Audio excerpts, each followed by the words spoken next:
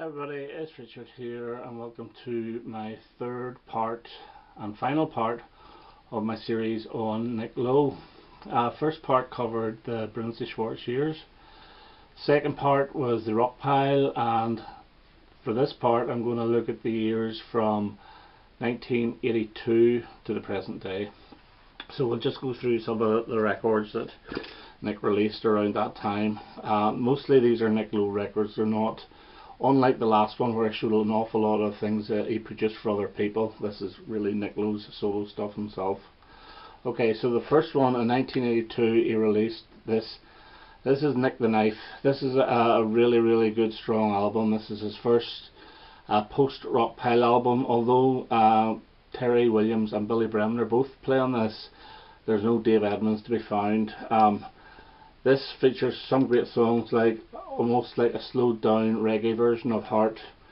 It also features my favourite song on this, which is My Heart Hurts, which was co-written with his wife Carleen Carter. Too Many Teardrops is also on this, which was also recorded by Carleen on her Blue Nun album, and I only found out a couple of nights ago that Squeeze found out from James Griffiths that Squeeze did this live, and he sent me a link on YouTube and it was brilliant. Other classics here are, well for me anyway, are Couldn't Love You Any More Than I Do and The Beautiful Raining Raining. So this is a really strong 80s Nick Lowe album. Okay, next up I'm going to show this. This is Carleen Carter's C'est Bon, and this is her last country pop album. I think she stopped recording for a few years, and then when she came back in the early 90s it was mostly country music.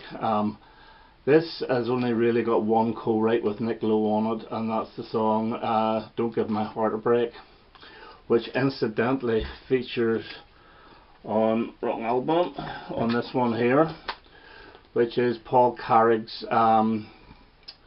what's this called again? Suburban Voodoo.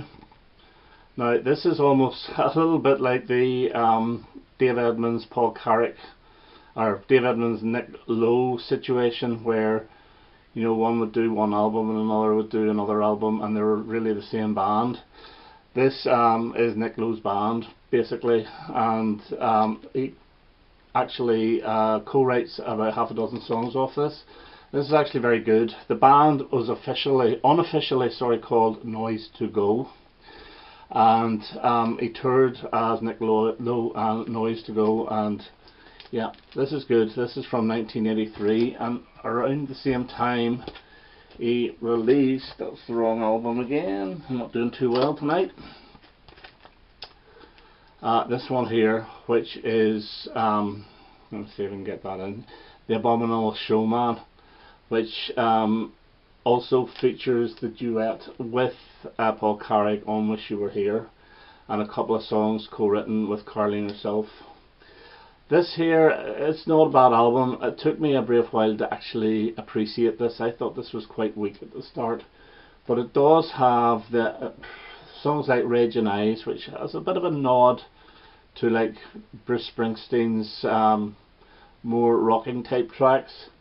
The song Saint Beneath the Paint is like a catchy little keyboard driven number, while Mess Around With Love was originally Brinsley Schwarz outtake from their very last sessions.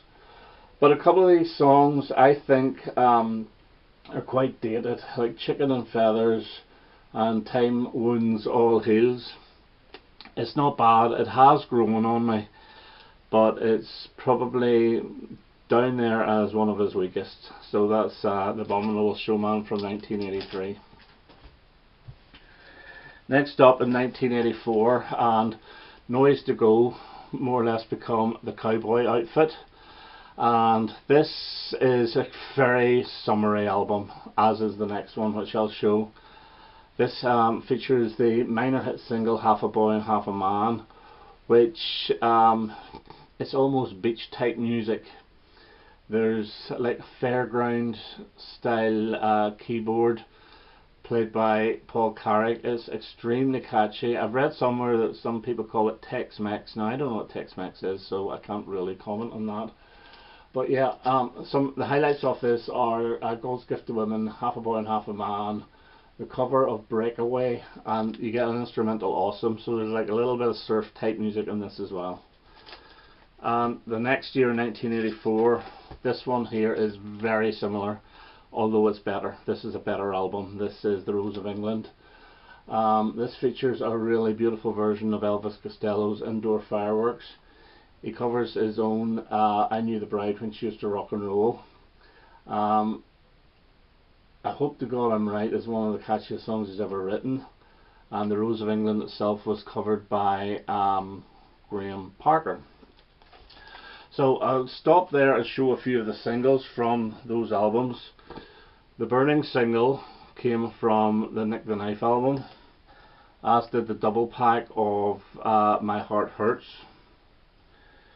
Raging Eyes, which I mentioned was a little bit like Bruce Springsteen, came from The Abominable Showman.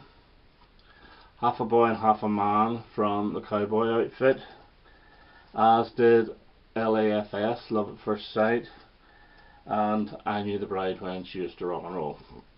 So those are a few of the singles. We go on then to 1986, and he produces this album for Elvis Costello and the Attractions. This is Blood and Chocolate, and this is, I think this is I wouldn't say a return to form for Elvis, because the previous couple of albums I really liked King of America, and I did like Cruel World, although the production on Cruel World was very 80s. This production here is back to basics, and it's quite raw, it's quite an angry album, but it's a very, very strong album. So 1986's Blood and Chocolate, produced by Nick. And then we go on to my favourite of his 80s albums, and this is from 1988, and this is Pinker and Prouder Than Previous. Try saying that with a spoonful. It starts off with one of my favourite songs of his is You're My Wildest Dream, which is like, it's got like a guitar loop on it throughout the whole song. It sounds like a keyboard, but it's actually a guitar, and it's so infectious. Crying in My Sleep is like another ode to Johnny Cash or country music. Big Hair is like a little rock and roll number. You get a little bit of reggae with Cry It Out, and country again with Geisha Girl, wonderful song. Wishing Well, which is quite new wavy. This is brilliant. This is top notch Nick Lowe from 1988. I remember getting this at the time, well, within a month or two of its release, for a Christmas present from an ex-girlfriend at the time, and it's been high up there ever since. Brilliant album. Then in 1990 he releases what I call his last attempt to be a pop star, and that is Party of One, which is produced by Dave Edmunds. It's very cleanly produced, I think maybe a little bit overproduced, and although this has got some great songs on it, like I Don't Know Why You Keep Me On and What's Shaking on the Hill, which is gorgeous, this suffers a little bit from the songwriting. Some of the songs are a little bit repetitive. They're like rock and roll numbers, but the choruses are repetitive, like Refrigerator White, Sting Stang, Honeygun. They're all very, very similar. Gaijin Man. It's okay. It's one that I very rarely listen to, and funny enough, when I do, some of the songs actually I feel a little bit better about them. Like You've Got the Look I Like, which is very good, and I Want to Build a Jumbo Ark, which is very good, although I wasn't keen on it at the time. But this is from 1990, and this was his return with Dave Edmunds. From that album there was two singles, and this is All Men Are Liars. Now this is the song with the infamous line, do you remember Rick Astley? He had a big fat hit, it was ghastly. Now you can either think that is rubbish or tongue-in-cheek, but if you watch the video on YouTube, you know it's tongue-in-cheek, it's a bit of fun. So it's a very catchy song, this as well. And then we have What's Shaking on the Hill, which is beautiful, and it actually shows the way he was going to go in the 90s. This is brilliant song. So next up for Nick was 1992, and he was part of the Little Village supergroup. Well, maybe not as super as the Traveling Wilburys, but they featured John Hyatt, Ray Cooder himself, and Jim Keltner. This is it's sort of adult, easy listening music, but it's quite good. My only issue with this is that Nick only sings on 2 of the songs, Fool Who Knows and what's the other one, Take Another Look. Too many are sung by John Hyatt, and I'm not overly keen on his voice, but it's still a very strong album. Now in 1994 Nick came back, and it was after the Bodyguard soundtrack, which featured his song What's So Funny About Peace, Love and Understanding. He had money in his pocket, and that money actually helped to finance this album, and this is possibly his best, and this is The Impossible Bird. Now with this album here and all the albums going forward, sorry about the glare here folks, I'll get that right. He tended, it's very difficult how to describe his music from now on. He was gone trying to be a pop star. He was now in his 40s, and he just made music that he liked, and the best way to describe it is middle-aged music, which is really, really good, and it still gets the hairs up on your arms. There's a little bit of country influence in these albums, but not overtly, it's just a little bit. This features the song The Beast in Me, which he had written for Johnny Cash, and there's a hilarious video on YouTube, which I may link below, on him actually writing it one night when he was absolutely full drunk. But it also features songs like I Live on a Battlefield, which Paul Carrick had actually recorded, and Diana Ross also recorded that as well. A couple of gorgeous ballads like Lover Don't Go and my personal favourite Withered on the Vine, which, you know, really do pluck at the heartstrings. Shelley My Love was covered by Rod Stewart.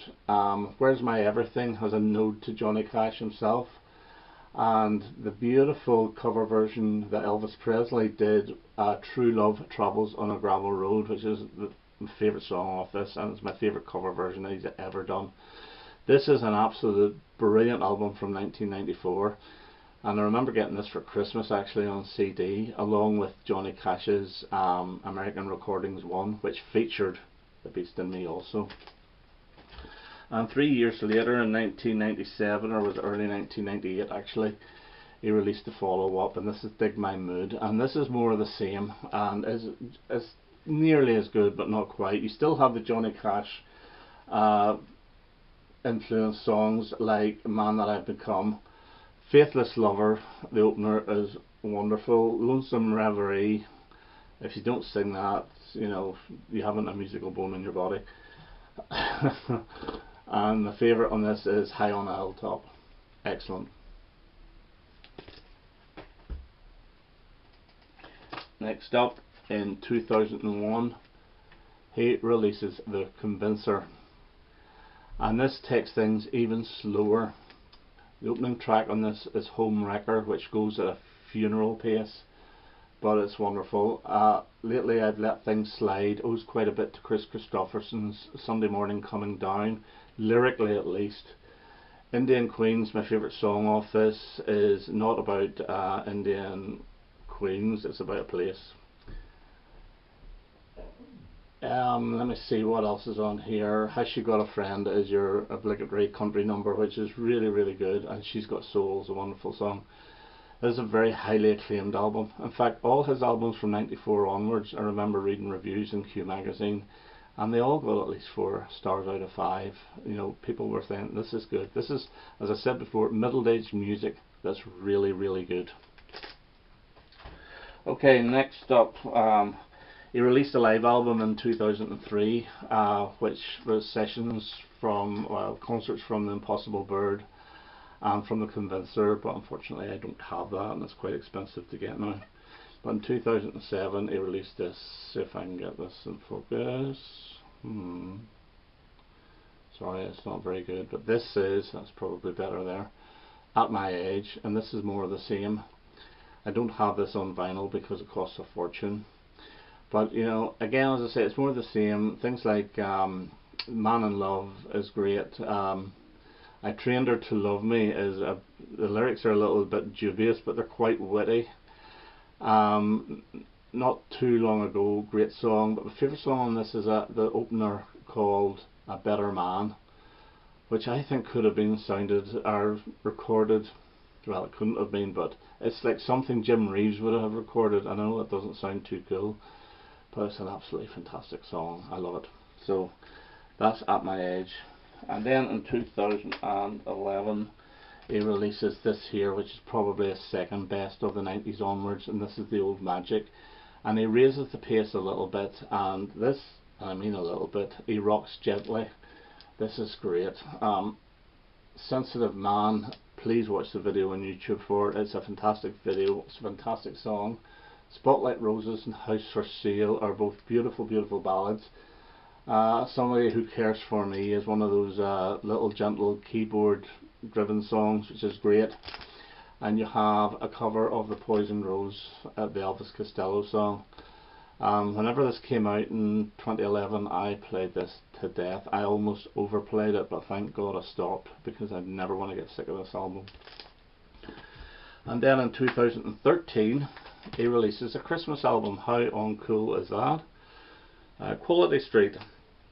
And for those that don't know about Quality Street, which I don't know, maybe in America you don't, Quality Street are a confectionery, chocolates, that you only ever tend to eat over Christmas. I never see them during the year.